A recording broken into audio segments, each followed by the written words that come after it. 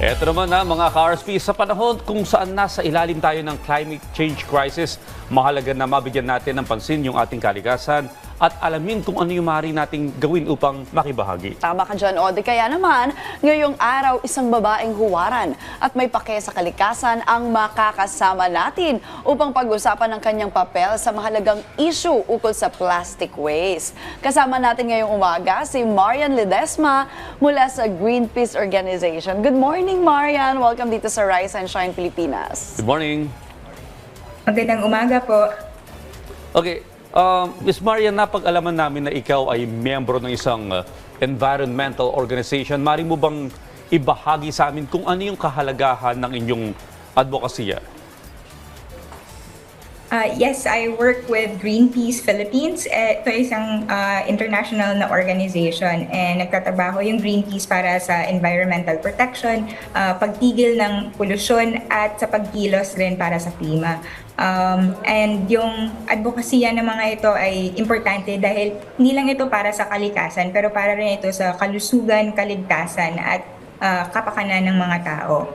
If you look at all of these different problems, yung problemang pangkalikasan konektado rin sa ibang social, environmental, and even economic problems na people face. So issues like climate change and plastic pollution, pinalala nila ang mga problema at kalagayan ng ating lipunan and buhay rin ng mga tao. Miss Marian, no, etong last year, talagang sunod-sunod yung bagyo na naranasan ng ating bansa. No? Sinasabi nga isa sa mga dahilan ay climate change at napakaraming mga nakuhang basura.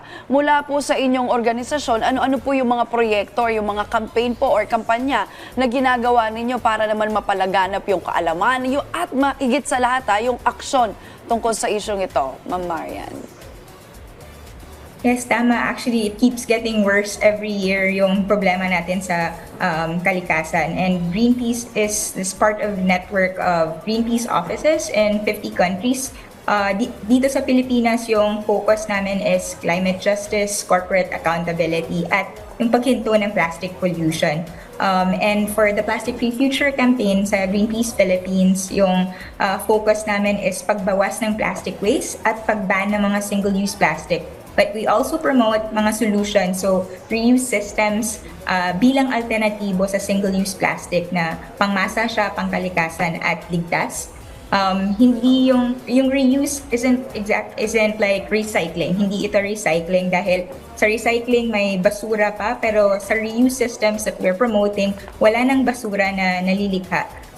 Dahil yung modelo or business model na ito, ginagamit natin yung isang bagay, produkto or packaging ng paulit-ulit for the same purpose it was made. And I think someone earlier mentioned sa show that they were using reusables. That's really one way of doing reuse. Pero yung reuse systems na gusto ng Greenpeace, we also wanted at a systems level. So kasama rin ito yung mga refill, for example.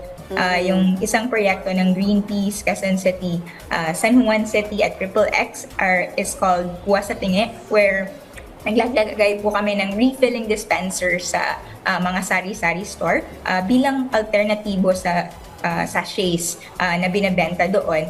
At yung refilling, mura pa rin siya. At the same time, nakakabawa siya ng plastic pollution. Okay, Ms. Marian, nabanggit mo na rin yung mga panganib na dulot ng mga plastic waste, ano? Para sa mga hindi pamilyar nating kababayan, ano yung mga koneksyon ng plastic sa kalusugan naman ng tao, lalo na po sa mga kababaihan? Yes, sa bawat stage o yugto ng plastic pollution, may pinsala o masamang epekto ito sa ating kalikasan, kalusugan at klima.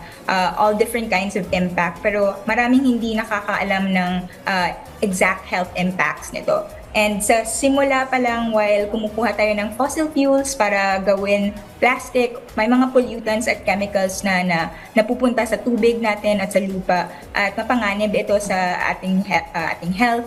And then when you're creating plastic sa mga pabrika kung saan pinoproseso ang fossil fuels at ginagawa ang plastic, may toxic rin na emissions at pollutants at chemicals na nakakadulot ng cancer, neurotoxicity, or iba pang sakit.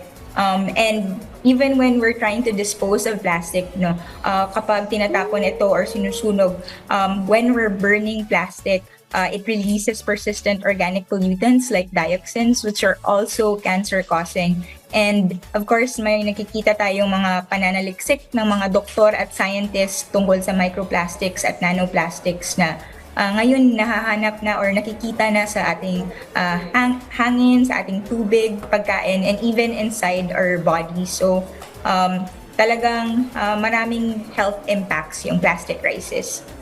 Ayan nga, no, nabasa ko rin, no, Audrey, yung mga microplastics na na-ingest na rin natin na talaga nakaka-apekto sa ating kalusugan. Miss Marian, ano na lang po ang inyong mensahe para sa ating mga manonood, lalo na po sa lokal na pamahalaan at yung mga private sectors na maaari pong makatulong sa advocacy ito?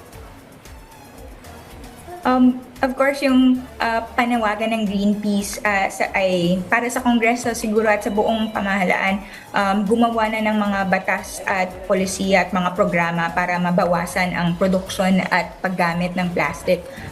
Importante na i-ban natin yung single-use plastics at siguro kailangan ng mga polisiya at programa that will support reuse systems. So, mabigyan ng mga tao ng alternatibo sa plastic na ligtas, mura at accessible rin kung saan-saan.